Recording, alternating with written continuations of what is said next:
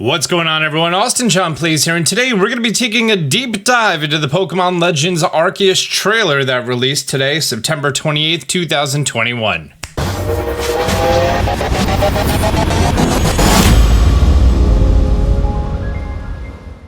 I was going to immediately jump into a trailer analysis, but the website has added a bunch of new information, including a map.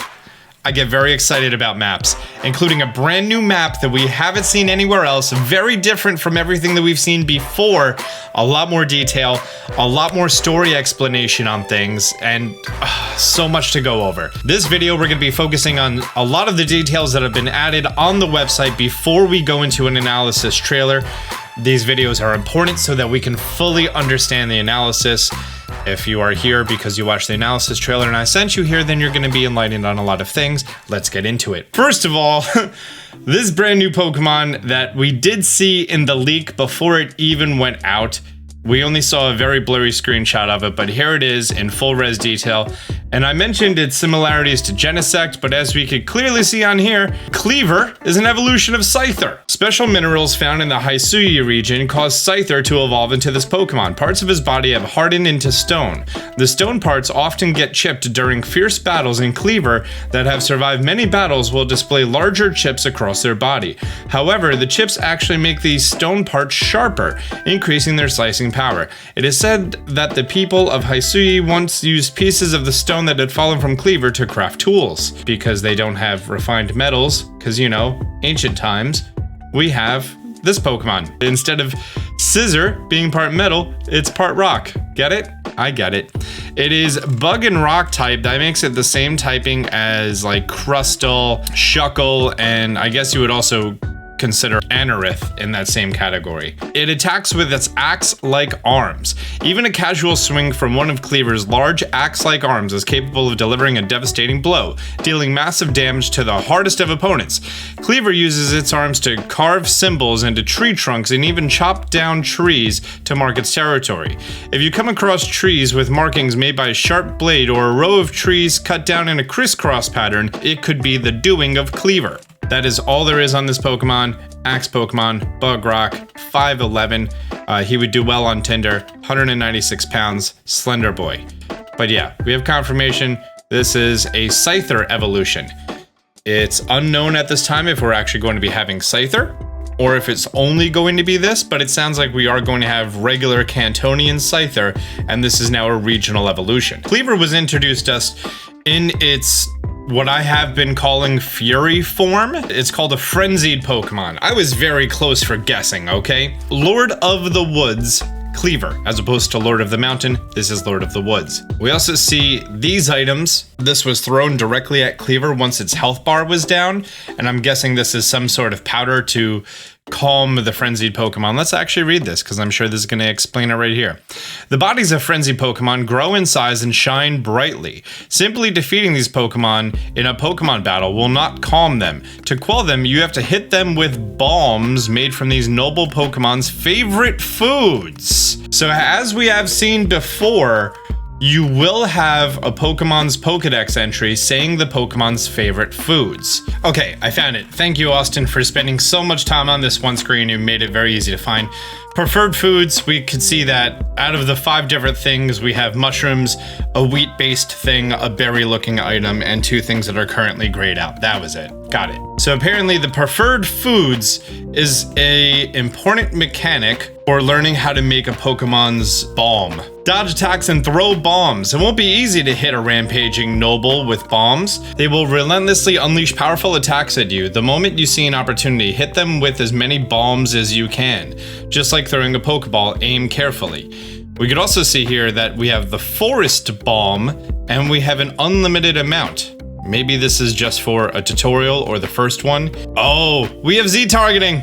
Z-targeting, right there. ZL, hold to focus. We have Z-targeting now. Use Pokemon battles to your advantage.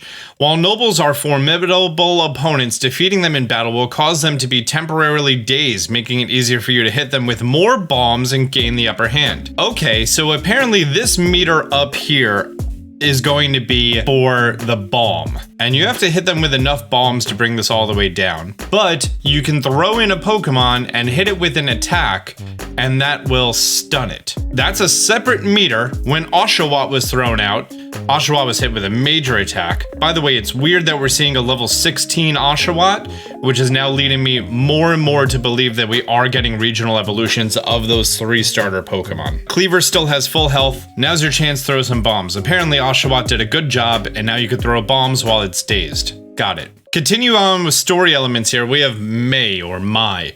They are in charge of caring for Special Worder. How could I forget the name? How could I forget that? That can be found in the Obsidian Fieldlands. She and her partner, Munchlax, grew up together as if they were siblings. Okay. Leon cares for Kleavor, the Lord of the Obsidian Fieldlands. Though young, he has been given the role of Warden because he has proven himself to be very talented. Iskan lives by the sea and cares for a special Basculegion that makes its home in the area. He could be a bit easy to frighten and isn't too fond of ghost-type Pokemon. So I'm starting to think that all of them sort of have like a thing going on, and the Obsidian Fieldlands we know is the first area that you're going to be visiting, right? So that would lead me to believe that Mai over here is the first Warden that you're going to meet, also is listed first here. After completing a quest for her or defeating her or something else related to her, you are going to get the Poke Ride of Worder. Leon sounds like he's going to kind of be giving you the tutorial on taking down the frenzied Pokemon like Kleavor over here, because Oshawott was still level 16, so that's kind of early. And then Iskan, once you make your way over to the sea area, which is not currently named, doing whatever he wants, he's going to give you the Basculegion Poke Ride. Arizu feels a great deal of responsibility as a warden, and because of this, she tends to try to solve problems all by herself. She is tasked with the care of a certain lady Pokemon. She is tasked with the care of a certain lady Pokemon. Okay, that's very vague. It sounds like we're getting a new Pokemon revealed, or just more information about this person, or maybe they're trying to not spoil it for us. While we're at it, if you've noticed, there is a running theme with all of these Wardens. They have this band. We can see that this band has a Worder on it. This band has Kleavor on it. While we can't see it very well, does appear to be Basculegion colored, and I would assume it has to do with Basculegion. This person, specifically the art, is not shown on the band. That leads me to believe that this is involving a Pokemon that has not been revealed yet. In fact, I'm going to kind of go out of order here, and I'm just going to look at this trailer and look at this female Warden. Okay, so from this angle, it just looks like a green circle. Oh, that's the side. So this is the front, which is now present here, and is so far away and so small we can't see it. Still cannot see it. And in this, the text prompt is deliberately on top of it. They knew what they were doing. They're preventing a reveal here. So yes, more Pokemon will be coming, and Arizu has something to do with them. Now, just taking a quick glance at the Wardens that have been revealed, their specific typings, and the gym leaders of Diamond and Pearl, I'm not seeing any direct correlation. Now, making our way over to the gameplay tab, we have some new things. It just says different Pokemon are active different times of day. This is actually stuff that has been revealed. I don't think we have seen Drifblim in this exact same area before, so that is new. You can find Pokemon in unexpected locations, such as up in trees or in the crevices of rocks, so Rock Smash. But here we have Baneri, who attacked a tree. Previously, we saw Lucario attack a tree, and we see that Burmy has leaped out. All right, my question is, would Burmy be visible in the tree beforehand, or is that like a randomized wild encounter? The challenge of facing alphas. Okay, so the Pokemon with the red eyes, who I thought were the Fury Pokemon, are called the alphas. During your expeditions, you'll sometimes run into alphas, Pokemon that are larger than normal and have glowing red eyes. Alphas will chase you down and attack you when they notice you. They're tough opponents, but they'll become great allies if you manage to catch them. They may even drop rare items if you defeat them in battle. Okay, so we have a Honchkrow and we have an Electivire over here with the red eyes, and these are the alphas. We previously saw this with the Gyarados. Oh, this is new. This is our first time ever seeing a Pokemon battle.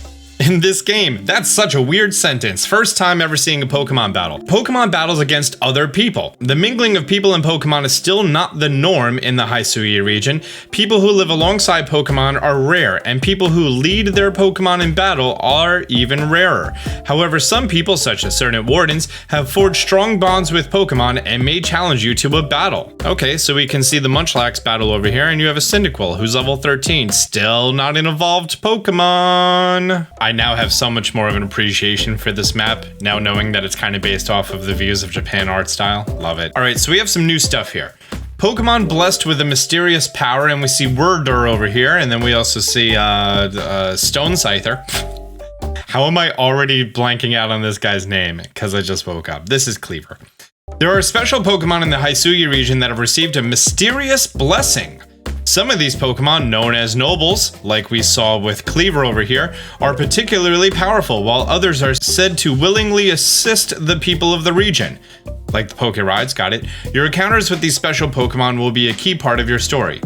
The reason I assume it's willingly assist is because we also see Wurdur in that same little transition here. The Wardens who serve the special Pokemon. The people of the Hisui region hold a great respect for these special Pokemon and task Wardens to look after them. The Wardens protect the special Pokemon by making sure their territories remain safe and by providing offerings of food and water.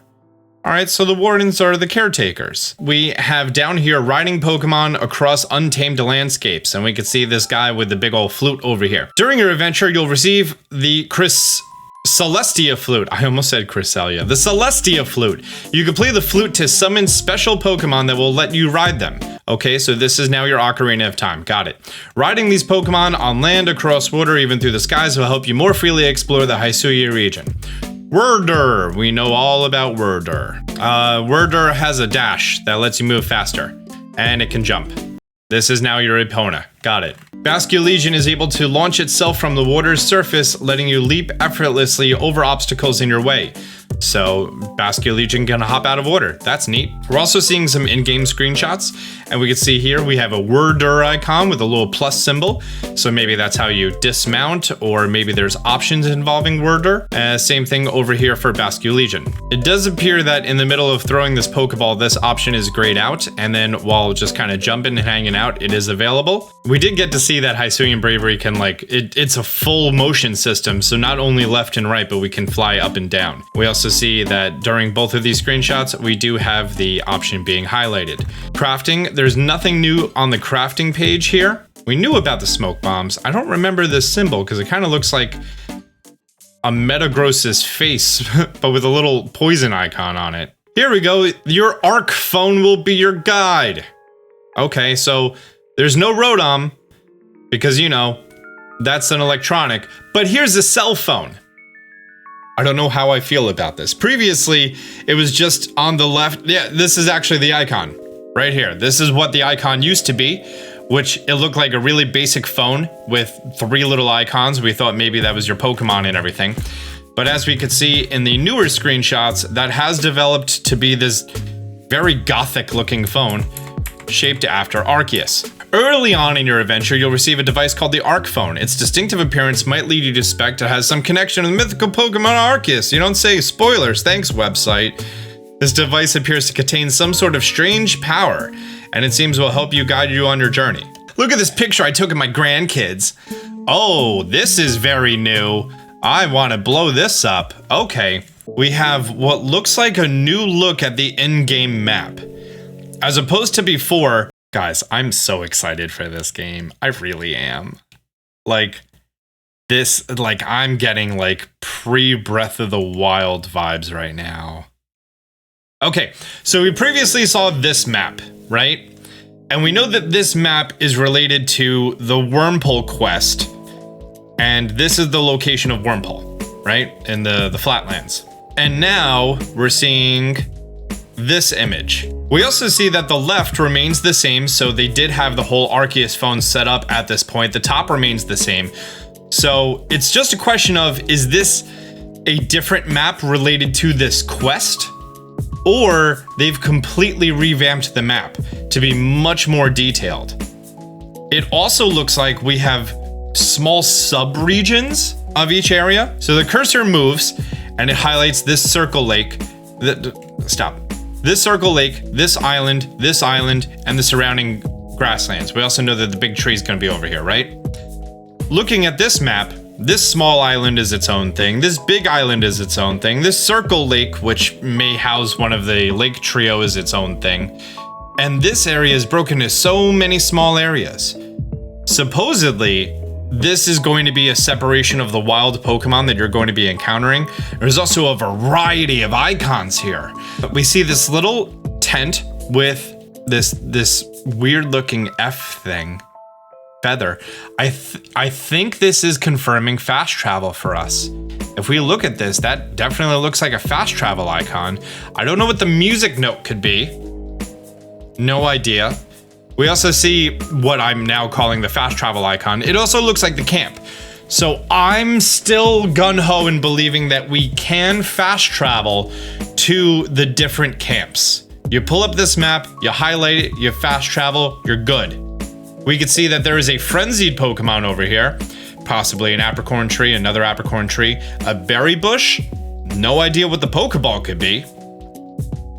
We also see that there's a mission, the Frenzy of the Lord of the Woods. Quell the Frenzy of Kleavor, Lord of the Woods, at the Grand Tree area. So we have a name for the tree now, it's the Grand Tree. All right, so this is the Grand Tree area, and we have small names. We have Aspiration Hill, Deer Track Path, and Deer Track Heights, the Heartwood, the Grand Tree area.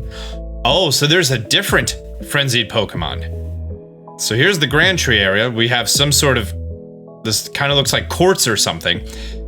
I would assume that this is going to be the location of Kleavor. We don't know what this frenzied Pokemon is. Maybe they pop up at random times? Maybe they're progression points? Oh. And considering now we see missions on here, I'm starting to think that if this map does still exist, and this isn't just like an older version of this map, that this was while we were getting the quest, we were just given a rough idea of the location, and now this is your actual in-game map. Know what I mean? The more I'm looking at these things, the more I'm thinking that this was just the old map style, and this is now the much more new, detailed map style.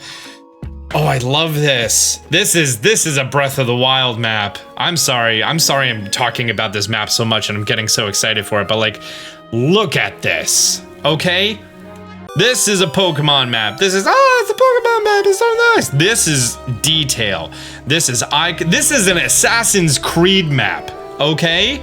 That's what we're looking at right here. This is an Assassin's Creed map. We also see that some areas, like if we were to focus right here between the Heartwood area and this piece of land, it would appear as if though these areas that have not been explored sort of have this white opaque filter above them that make them sort of grayed out, as opposed to the places that we have seen in more detail, or the places that we have traveled no longer have that white filter on them.